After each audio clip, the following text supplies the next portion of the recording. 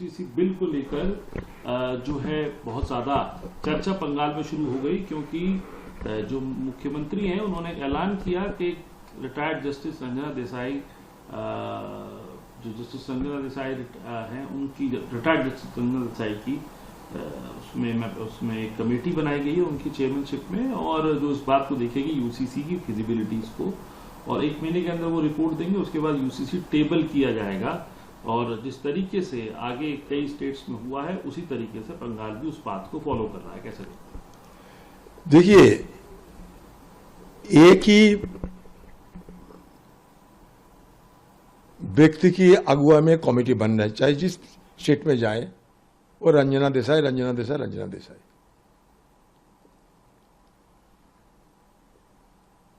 हमारी देश में सरकार कहते हैं कि हमारा देश में डाइवर्सिटी है, विविधता में एकता, ये हमारे देश की रूख है। और हमारे संविधान में हर समुदाय की, हर मजहब की लोगों के लिए अपना जो पर्सनल जो लॉ है, ये तो सिविल लॉ है, तो क्रिमिनल लॉ तो नहीं, सिविल लॉ। कैसे शादी ब्याह होगी, कैसे संपत्ति की भागीदार होगी, ये अपना अपना समाज की अपना अपना तरीका है, वो समाज तय किए थे। संविधान की बनाते समय इसको मान्यता दे दिए थे, और हमारी इसके साथ साथ आर्टिकल 42 में कहे गए थे कि directive principle of state policy में कर सकते हैं, अगर सब मिलकर ये सोचे तो। लेकिन यहाँ कोई सोचने की जगह नहीं है, यहाँ लोगों को ऊपर बिठाने की चलता है, सरकार इम्पोज करना चाहता है। अगर यूसीसी लाना है तो हर समाज की, हर स्टेक होल्डर से उनकी संज्ञान में लेते हुए, चर्चा करते हुए देखो कैसे किया जाए ना जाए। अगर होना चाहिए तो सेंट्रल लेजिस्लेशन क्यों नहीं होते, एक एक स्टेट में अलग अलग से क्यों होते हैं? क्योंकि यूसीसी तो अगर होना है तो ये सेंट्रल ही होना चाहिए। ये सेंट्रल लेजिस्लेशन की दूर में रखते हुए, सेंट्रल लेजिस्लेशन की ध्यान ना रखते हुए ये बीजेपी शासित एक एक राज्य में क्यों हो रहे हैं? अगर करना है तो पार्लियामेंट में लिया करो, कमेटी बनाओ, चर्चा करो, सारे स्टेक होल्डर को संज्ञान में लिया करो, उसके बाद जो करना है करो। ये सरकार की यही मनमानी हर समुदाय के ऊपर ये आरोप करते हैं, हर समुदाय पे ये डाल देते हैं। हमारी विरोध इसी में है। ऐसा ना होना चाहिए, ऐसा नहीं करना चाहिए।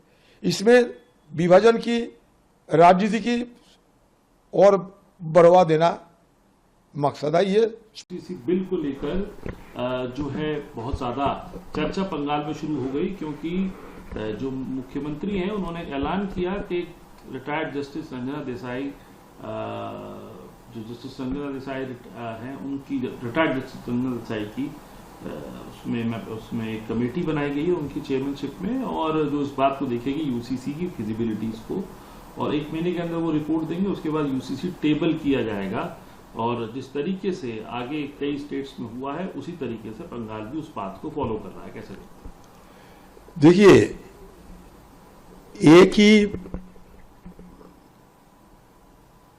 व्यक्ति की अगुवा में कमेटी बनना है, चाहे जिस स्टेट में जाए, और रंजना देसाई रंजना देसाई रंजना देसाई।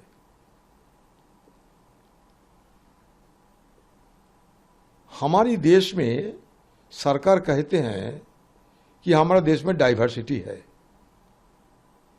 विविधता में एकता, ये हमारे देश की रूख है। और हमारे संविधान में हर समुदाय की, हर मजहब की लोगों के लिए अपना जो पर्सनल जो लॉ है, ये तो सिविल लॉ है, तो क्रिमिनल लॉ तो नहीं, सिविल लॉ। कैसे शादी ब्याह होगी, कैसे संपत्ति की भागीदार होगी, ये अपना अपना समाज की अपना अपना तरीका है, वो समाज तय किए थे। संविधान की बनाते समय इसको मान्यता दे गए थे और हमारी इसके साथ साथ आर्टिकल 42 में कहे गए थे कि directive principle of state policy में कर सकते हैं अगर सब मिलकर ये सोचे तो। लेकिन यहाँ कोई सोचने की जगह नहीं है, यहाँ लोगों को ऊपर बिठाने की चलता है, सरकार इम्पोज करना चाहता है। अगर यूसीसी लाना है तो हर समाज की, हर स्टेक होल्डर से उनकी संज्ञान में लेते हुए, चर्चा करते हुए देखो कैसे किया जाए ना जाए। अगर होना चाहिए तो सेंट्रल लेजिस्लेशन क्यों नहीं होते? एक एक स्टेट में अलग अलग से क्यों होते हैं? क्योंकि यूसीसी तो अगर होना है तो ये सेंट्रल ही होना चाहिए। ये सेंट्रल लेजिस्लेशन की दूर में रखते हुए, सेंट्रल लेजिस्लेशन की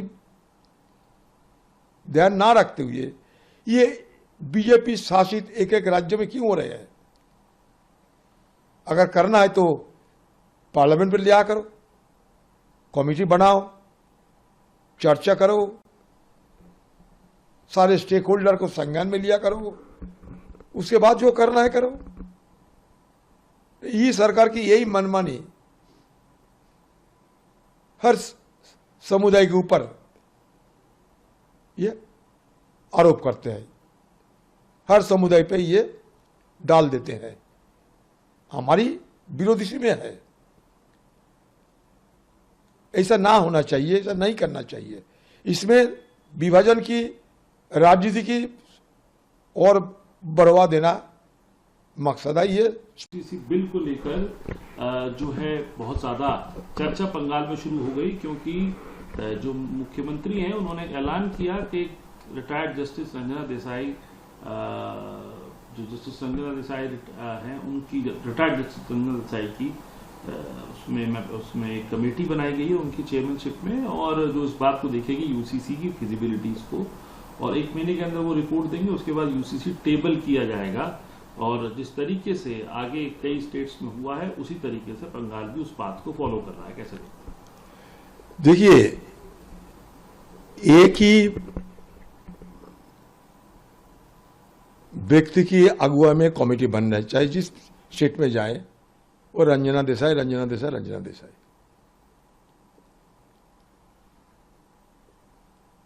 हमारी देश में सरकार कहते हैं कि हमारा देश में डाइवर्सिटी है,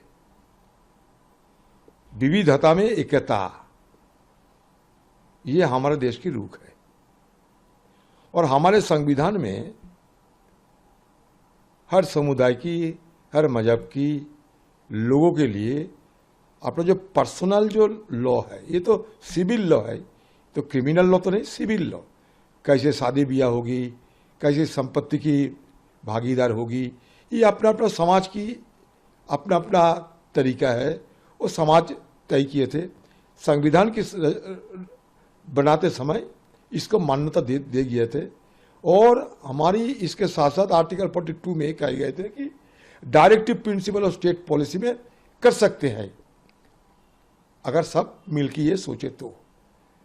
लेकिन यहाँ कोई सोचने की जगह नहीं है, यहाँ लोगों को ऊपर बिठाने की चलता है, सरकार इम्पोज करना चाहता है। अगर यूसीसी लाना है तो हर समाज की, हर स्टेक होल्डर से उनकी संज्ञान में लेते हुए, चर्चा करते हुए देखो कैसे किया जाए ना जाए। अगर होना चाहिए तो सेंट्रल लेजिस्लेशन क्यों नहीं होते? एक एक स्टेट में अलग अलग से क्यों होते हैं? क्योंकि यूसीसी तो अगर होना है तो ये सेंट्रल ही होना चाहिए। ये सेंट्रल लेजिस्लेशन की दूर में रखते हुए, सेंट्रल लेजिस्लेशन की ध्यान ना रखते हुए ये बीजेपी शासित एक एक राज्य में क्यों हो रहे हैं? अगर करना है तो पार्लियामेंट में लिया करो, कमेटी बनाओ, चर्चा करो, सारे स्टेक होल्डर को संज्ञान में लिया करो, उसके बाद जो करना है करो। ये सरकार की यही मनमानी हर समुदाय के ऊपर ये आरोप करते हैं, हर समुदाय पे ये डाल देते हैं। हमारी विरोध इसी में है। ऐसा ना होना चाहिए, ऐसा नहीं करना चाहिए। इसमें विभाजन की राजनीति की और बढ़वा देना मकसद है। ये